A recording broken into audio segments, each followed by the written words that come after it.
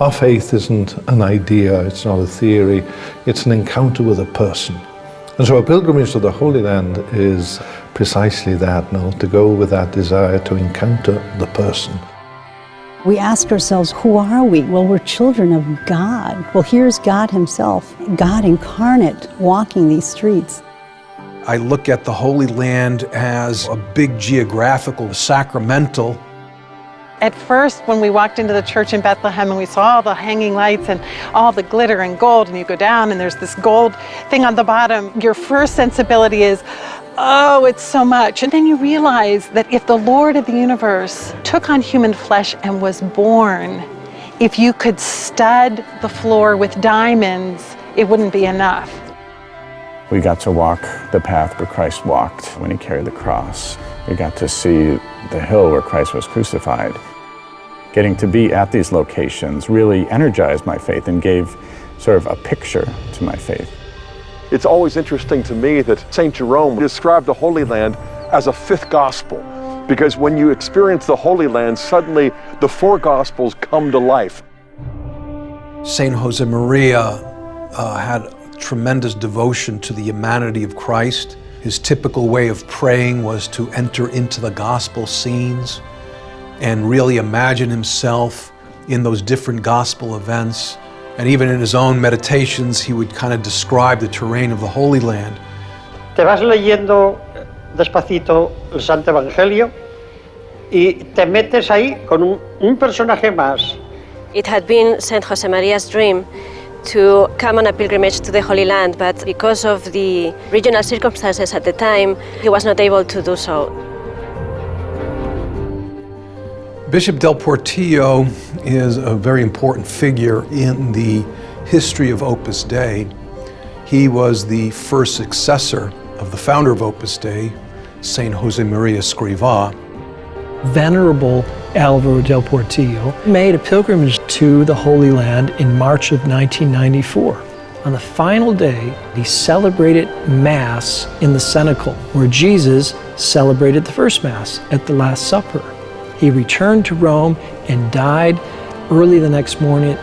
His successor said, we need to build a retreat and conference center in the Holy Land, and we'll name it after Álvaro del Portillo, through the nickname that St. Josemaria gave him, which was Saxum, which is a Latin word for bedrock, because he was a man of great faith. When I was a senior in high school, we got this great opportunity to go on a trip to the Holy Land and to Rome. We had an incredible opportunity to meet Don Álvaro del Portillo.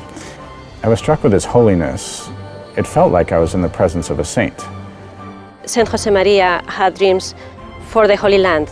One of them was to set up a conference center where people could come from all over the world to renew their spiritual life. It will not be a hotel, it will not be a bed and breakfast. Saxum will be a peaceful environment where people from different backgrounds can work together, and the Multimedia Resource Center will offer background information about our common roots, and it will be a place where pilgrims can study the scriptures and go deeper into their knowledge of the historical, archaeological, and literary context of the scriptures, so as to enhance their faith.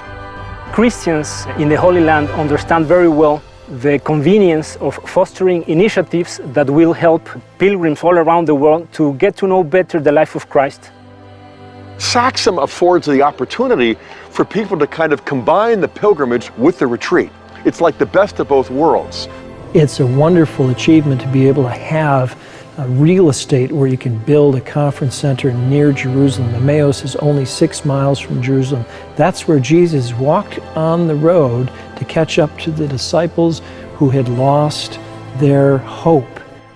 Any sign of growth of the Christian church in Israel is light shining in darkness, and we're looking forward to its fruits very hopefully.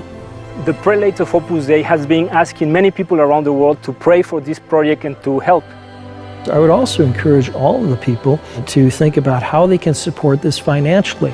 And this is something that we can do with a missionary spirit to make sure that the church has these firm foundations in the Holy Land. the concept of Saxum and so on, is a question of faith. No, it's a question of faith. So it's going to happen.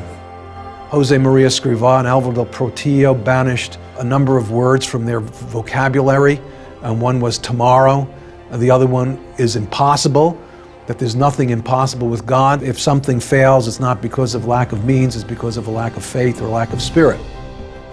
Bishop Álvaro del Portillo would irradiate peace and serenity at all times. We want the Saxum Project, which bears his nickname, to be that instrument to foster peace. St. Josemaria used to say, may you seek Christ, may you find Christ, may you love Christ. If those words of St. Josemaria grab your heart, you'll have a hunger to be in the Holy Land because you're seeking Christ. There you will find where he was, and your love for him will deepen.